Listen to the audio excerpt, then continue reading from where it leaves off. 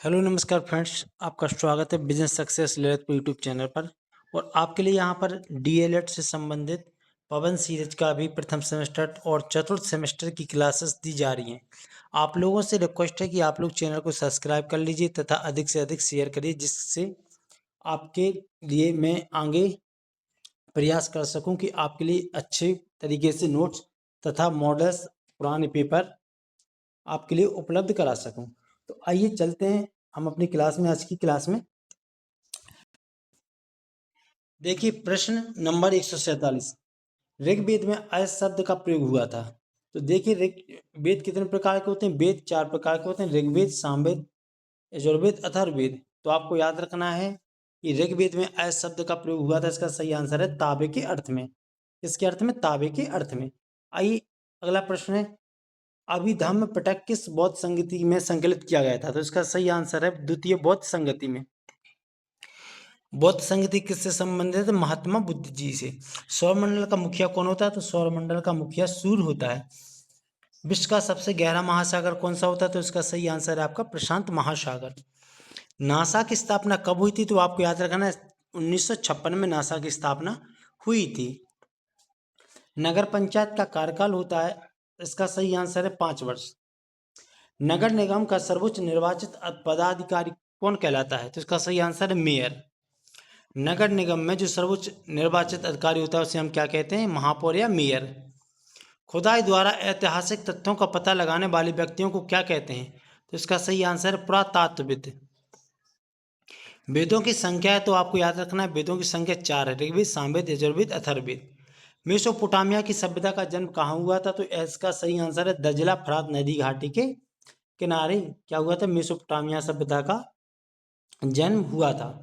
हड़प्पा सभ्यता से संबंधित स्थल क्या है? कालीबंगा कहाँ पर स्थित है? तो आपको याद रखना है राजस्थान में कालीबंगा स्थान पड़ता है। आइए अगला प्रश्न है, मुद्रण कला के आविष्कार थे? तो इसका सही आंसर है दा चीनी। जैन धर्म के संस्थापक कौन माने जाते हैं? तो आपको याद रखना है भगवान ऋषभदेव जी। द्वितीय बौद्ध संगीति सभा का आयोजन कब हुआ था? तो आपको याद रखना है इसका सही आंसर है कालाशोक के शासन काल में।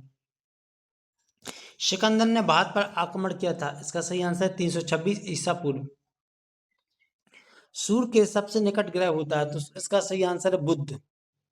बुध, शुक्र, पृथ्वी, मंगल, बृहस्पति, शनि, अरुण, वरुण, ये आपके क्या होते हैं? ग्रह होते हैं। निम्न में से कौन सा कथन सही नहीं है? तो आपको याद रखें इसका सही आंसर है मानचित्र का नीचे का सिरा उत्तर दिशा में होता है। ये क्या है? इसका आंसर सही है। जबकि क्या होते हैं? प्रश्न को आपको एक बार अच्छे से देखना है, उसमें क्या पूछा जा रहा है वो आपको क्या आंसर देना है। इसमें पूछा गया निम्न में से कौन सा कथन सही नहीं है। बाकी क्या दिए होंगे? सही दिए होंगे, और एक आपका क्या होगा कथन इसमें गलत। तो आपको क्या करना है? गलत इसमें देखना है। तो इसका सही आंसर है मानचित्र का नीचे का सिरा उत्तर दिशा में होता है। अंतरराष्ट्रीय तिथि रेखा को क्या कहते हैं? तो आपका इसका सही आंसर 180 देशांतर रेखा। 180 अंतरराष्ट्रीय जो तिथि रेखा होती है उसे देशांतर रेखा कहते हैं, या पर हम भूमध्य रेखा भी कहते हैं, जो ग्लोब को मध्य से विभाजित करता है। नीला ग्रह ब्लू प्लेनेट किसे कहते हैं? तो आपको याद रखना पृथ्वी को ब्लू प्लेनेट कहा जाता है, क्योंकि 70% से ज्यादा क्या है? पृथ्वी पर जल पाया जाता है। अगला प्रश्न है, आर्यभट्ट कौन थे? तो आपको याद रखना आर्यभट्ट एक खगोल शास्त्री थे। आधुनिक अर्थशास्त्र के जनक कौन कहलाते हैं? तो आपको याद रखना है इसका सही आंसर है एडम स्मिथ। आइए अगला प्रश्न है, नगर निगम के सदस्यों का कार्यकाल होता है, तो इसका सही आंसर है 5 वर्ष। हड़प्पा सभ्यता का धौला नूरापुरा स्थल भारत के किस राज्य में स्थित है? इसका सही आंसर है गुजरात। सबसे प्राचीन वेद है, कौन सा वेद होता है? ऋग्वेद। इसका सही आंसर है आपका ऋग्वेद। इंडिका पुस्तक के लेखक कौन है? तो इस आपको याद रखना है मेगस्थनीज। इंडिका पुस्तक के लेखक कौन है? मेगस्थनीज। मानव ने पहिए का आविष्कार किस काल में किया था? तो इसका सही आंसर है नवपाषाण काल में। सिकंदर ने भारत पर आक्रमण किया था, इसका सही आंसर है 326 ईसा पूर्व। पंचायती राज व्यवस्था कितने स्तरों पर कार्य करती? तो इसका सही आंसर है बी, 3 स्तर। ग्रेट बैरियर रीफ किस महाद्वीप में स्थित है? इसका सही आंसर है द ऑस्ट्रेलिया। वायुमंडल की किस स्तर में सर्वाधिक मौसमी घटनाएं घटित होती हैं? तो इसका सही आंसर है आपका क्षोभ मंडल। क्षोभ मंडल क्या होती है? सबसे निचली परत होती है जहां पे आपकी बिजली का कड़कना, बारिश होना आदि प्राकृतिक घटनाएं होती हैं। पृथ्वी की सूर्य के चारों ओर गति को क्या कहते हैं? इसका सही आंसर है परिभ्रमण। पृथ्वी की चारों ओर की गति को क्या कहते हैं? परिभ्रमण। एक होता है परिक्रमण। तो परिक्रमण क्या होती है? जब पृथ्वी सूर्य की परिक्रमा करती है, परिक्रमण। जबकि पृथ्वी की सूर्य के चारों ओर की गति क्या कहलाती है? परिभ्रमण। महाजनपदों की संख्या क्या थी? 16। अगला प्रश्न है, गायत्री मंत्र किस वेद से लिया गया है? तो आपको याद रखना है, सही आंसर इसका ऋग्वेद।